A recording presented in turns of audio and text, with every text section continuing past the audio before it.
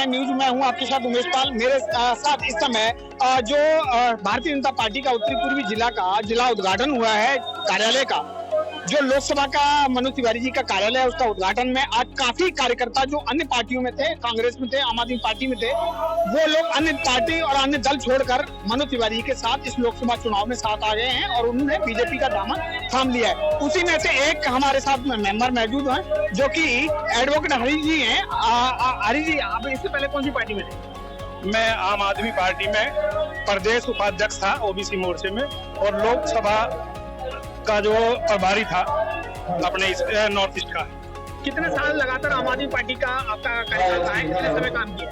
देखिए, काफी दिन हो गए आम आदमी पार्टी में काम करते करते, लेकिन जो इस बार एक हमको सौतेला तरीके से छोड़ दिया गया और हम यहाँ अकेले ये देख रहे थे कि भाई हम अपने कैंडिडेट को लड़ाएंगे, लेकिन जिस पार्टी के साथ हम आज तक लड़ते आए उसी पार्टी से आज उन्होंने जो हाथ मिलाया और हम हमारे साथ जो सौतेला बर्ताव किया है, उसी को मद्देनजर रखते हुए, जबकि हम दूसरी पार्टी में थे और मनोज तिवारी जी कभी भी हमें कोई समस्या हुई उन्होंने हमेशा आगे हाथ बढ़ाकर हमारे काम करने का काम किया था। आज उन्हीं की आदतों को मद्देनजर रखते हुए आज हमने उनका ये प्रस्ताव स्वीकार किया कि आज इस चुनाव में हम आपके साथ हैं और ये संकल्प लिया है आज कि उनको हर सूरत में यहाँ से जिताकर हम लोकसभा में भेजेंगे। अरे जी, अगर हम बात करें तो क्या मनोज तिवारी के स्वभाव से आपने पार्टी ज्वाइन किया, बीजेपी पार्टी के नियतों से और उनके नियमों से, और मोदी जी के कार्यकाल को देख के? देखिए, मोदी जी का कार्यकाल तो पूरा भारत देख रहा है, पूरी विश्व देख रहा है।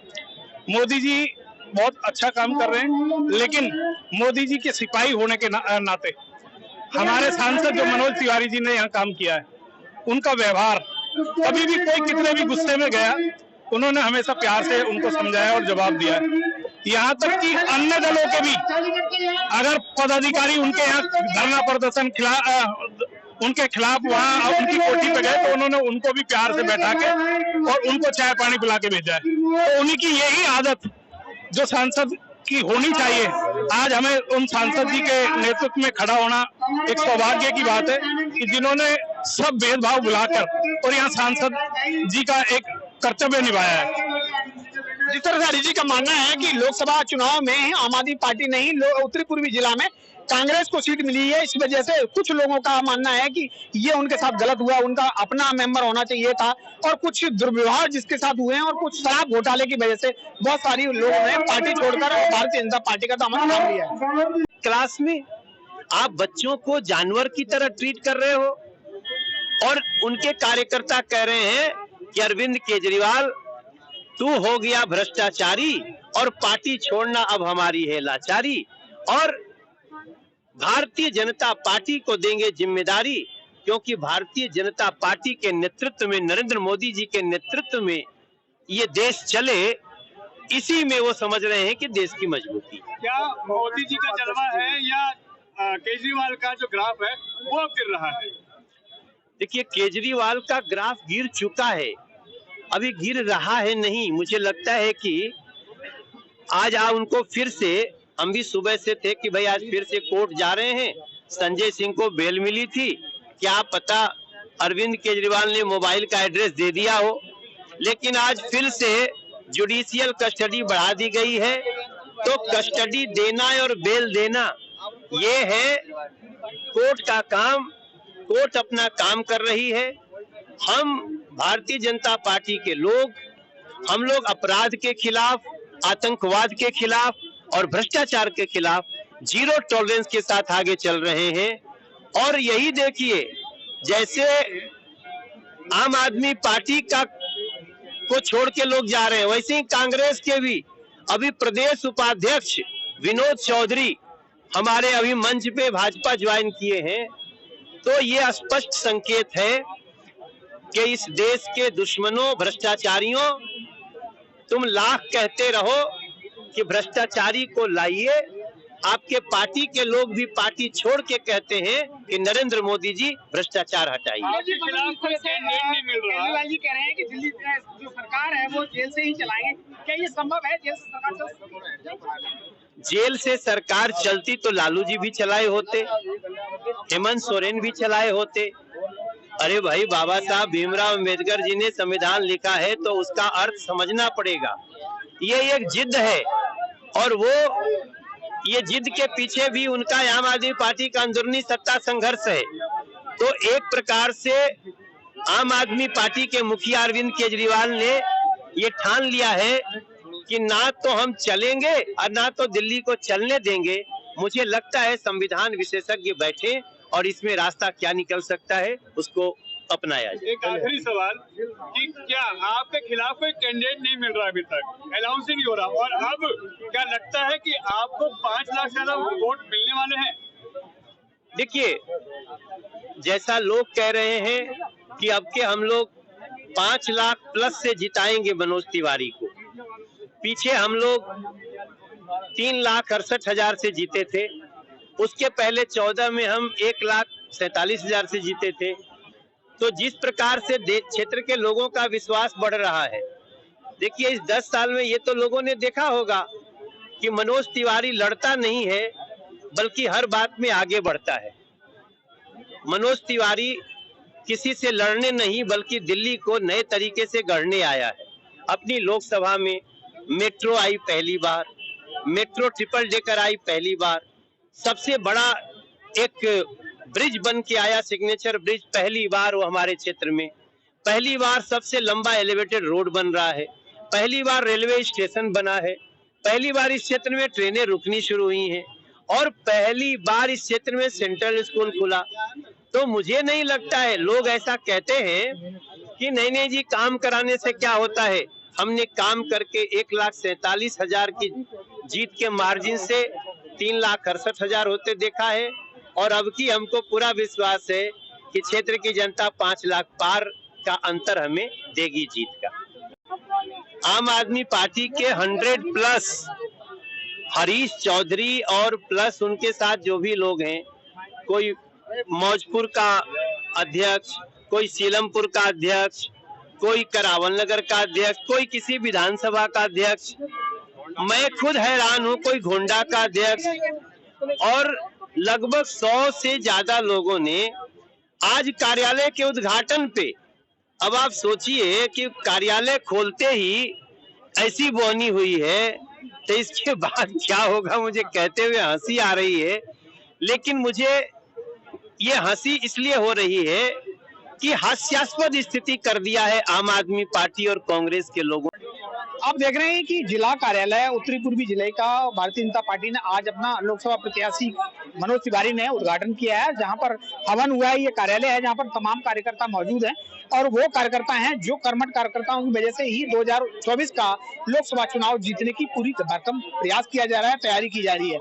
आप देखें कि इसमें तमाम अन्य दल और अन्य पार्टियों के लोग भी आए जिन्होंने भारतीय जनता पार्टी का दामन थामा और मनोज तिवारी का साथ देने का 2024 में चुनाव में वादा किया। और वो आम आदमी पार्टी के विधानसभा लेवल के भी लोग थे, जिले के लोग भी थे, बाढ़ के लोग भी थे, जिन्होंने आम आदमी पार्टी के लोगों ने भारतीय जनता पार्टी का दामन थामा और मनोज तिवारी का साथ देने का वादा किया। और ऐसे तमाम कांग्रेस के भी कुछ लोग थे, बहुत सारे कार्यकर्ताओं ने, अन्य पार्टियों ने, जिन्होंने आज भारतीय जनता पार्टी में शामिल हुए। और यहाँ कुछ कार्यकर्ता मौजूद हैं। आखिर क्या कहना चाहेंगे जी? आज का कार्यालय का उद्घाटन हुआ, किस तरह का? भारतीय जनता पार्टी के लोकप्रिय प्रधानमंत्री नरेंद्र मोदी जी के नेतृत्व में हमारे लोकप्रिय सांसद मनोज तिवारी जी को तीसरी बार कमल का फूल दे करके इस लोकसभा में भेजा है। आज बहुत सुंदर, बहुत सफल कार्यक्रम इस कार्यालय का उद्घाटन हुआ है। मैं कहना चाहता हूं, जैसे हमारे कार्यकर्ताओं का नारा है अब की बार 5 लाख, तो मुझे लग रहा है 5 लाख से भी बहुत ऊपर मनोज तिवारी जी जीतने वाले हैं, यही मुझे कहना है। अच्छा, क्या कहना चाहेंगे? आज बहुत सारी महिलाएं भी अन्य पार्टियों की तरफ से आई, जैसे आम आदमी पार्टी से आई और कांग्रेस से कुछ लोगों ने शामिल हुए हैं, तो क्या कहना चाहेंगे? मोदी जी ने हमारे देश का विकास महिलाओं को साथ लेकर किया है, उनको इतनी सारी योजनाएं दी हैं, उनको आत्मनिर्भर बना रहे हैं। तो महिलाओं का उनकी तरफ एक जो रुझान है कि हम इस पार्टी को ज्वाइन करेंगे और हमारा भी विकास होगा, हमें 33% जो मोदी जी ने दे दिया है, हम भी अपना प्रतिनिधित्व रख पाएंगे। इन प्रभावों से महिलाएं जुड़ रही हैं। प्रमोद जी, क्या कहना चाहेंगे? आज कार्यालय का जो उद्घाटन हुआ और बहुत सारी पार्टियों के लोगों ने भी आज भारतीय जनता पार्टी में विलय किया। देखिए, ये इस दिन उद्घाटन होना अपने आप का संकेत है कि अब भारत में हिंदू संस्कृति का, हिंदू विचारों का और राष्ट्र का उदय हो रहा है। मोदी जी के नेतृत्व में अब शंखनाद के साथ कार्यालय खुल रहे, रिबन को काट के नहीं। ये अपने आप में एक संकेत है जी। जिस तरह से आज बहुत सारे कार्यकर्ताओं ने जो विलय किया है, उससे लगता है कि पार्टी को बहुत ज्यादा बल मिलने वाला है। कोई है नहीं सामने साहब, हिम्मत नहीं हो रही मनोज तिवारी के आगे आने की, डर से थर-थर कांप रहे हैं, एक दूसरे कह रहे तुआ, हालत नहीं है। अब की बार जमानत जब्त कराएंगे। मेरे साथ जिला अध्यक्ष पूनम चौहान जी हैं। पूनम जी आप बताना चाहेंगे आज जो है जिला कार्यालय का उद्घाटन हुआ और बहुत सारे आम आदमी पार्टी के कार्यकर्ताओं ने आज विलय किया पार्टी में, क्या कहना चाहेंगे? बहुत ही हर्ष का विषय है। और आज इधर सांसद जी, आज कार्यालय का उद्घाटन है, नया साल है और नवरात्र का भी प्रथम दिन है।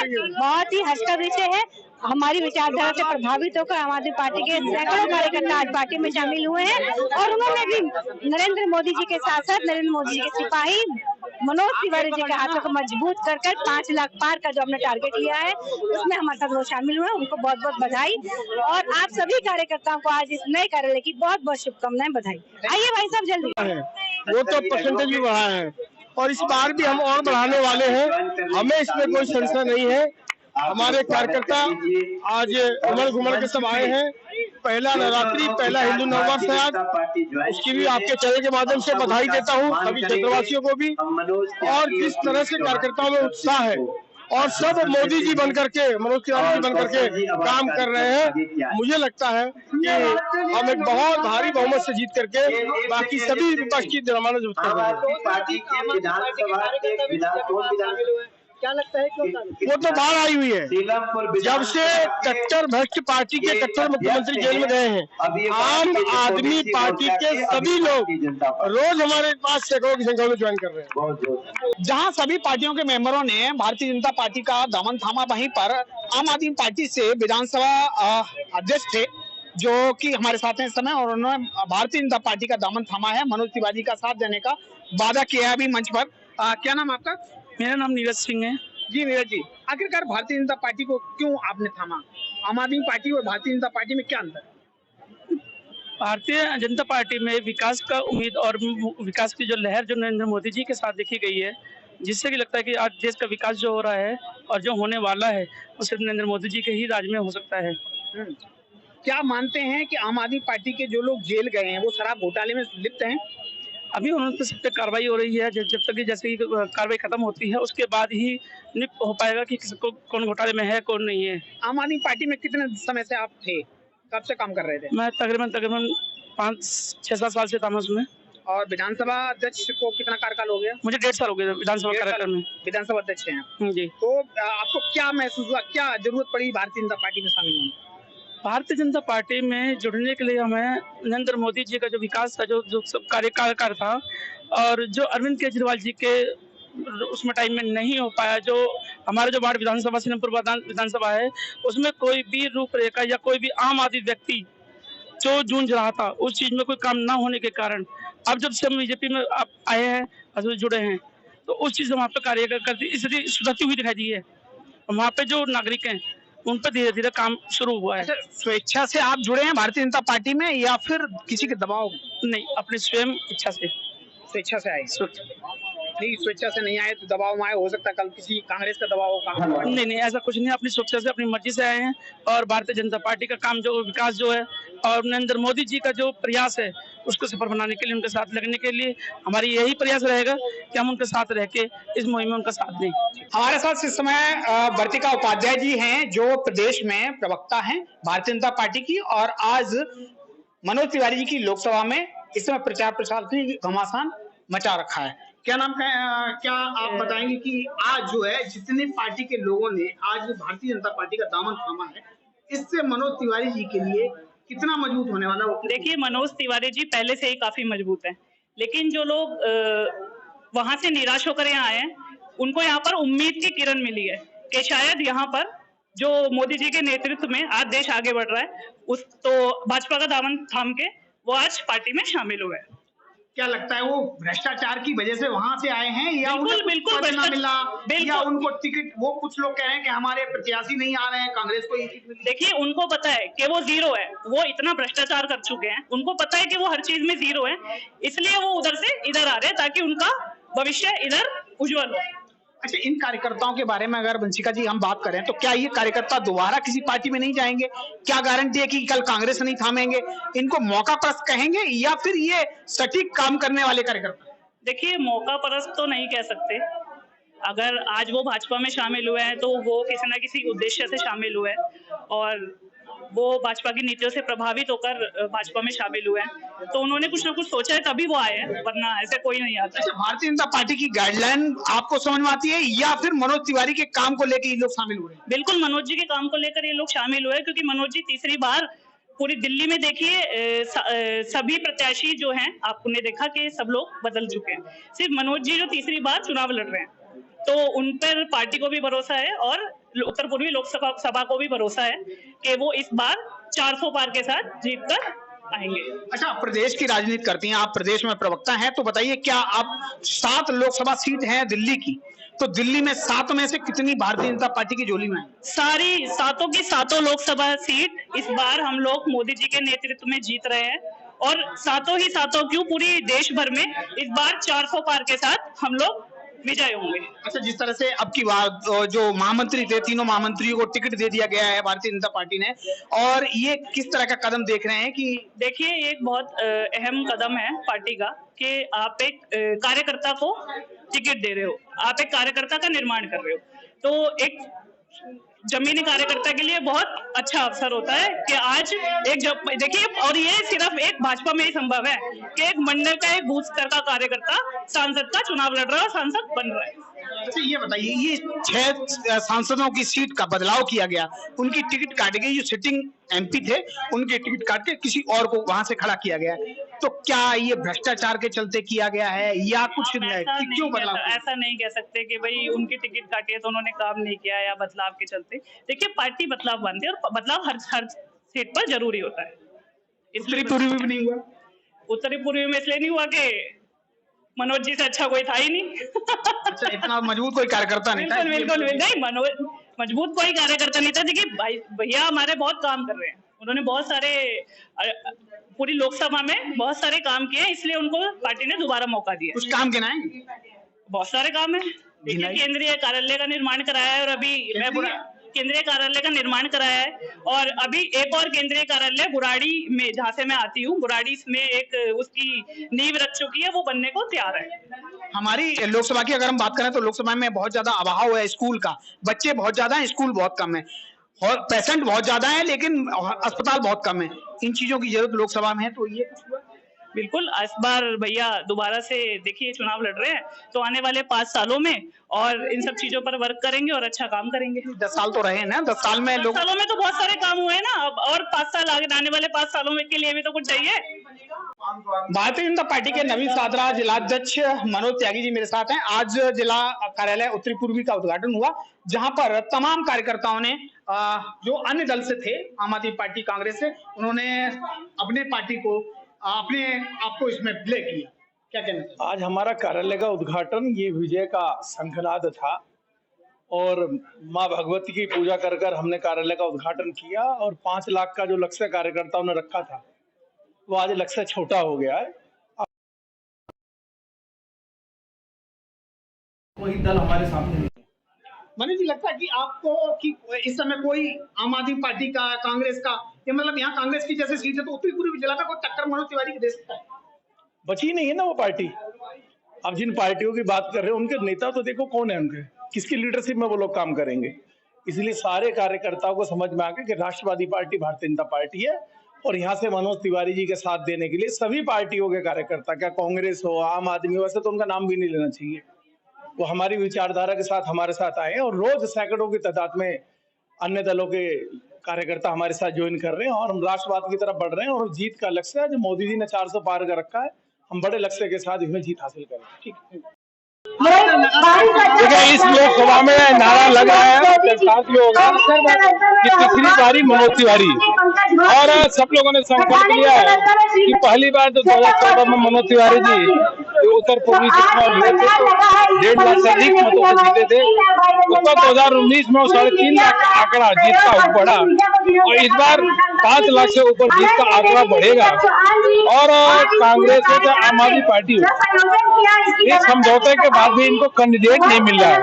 जिस पार्टी को कैंडिडेट चुनाव लड़ने के लिए नहीं मिल रहा है, जो तैयार नहीं हो रहा, तो उसका तो जमानत जब्त होना तय है, क्योंकि दोनों पार्टियां, कांग्रेस और आम आदमी पार्टी, दोनों नकारात्मक राजनीति कर रही हैं, और दोनों पार्टियां एक तरीके से लुटेरी पार्टियां हैं, इनका गठबंधन हुआ है।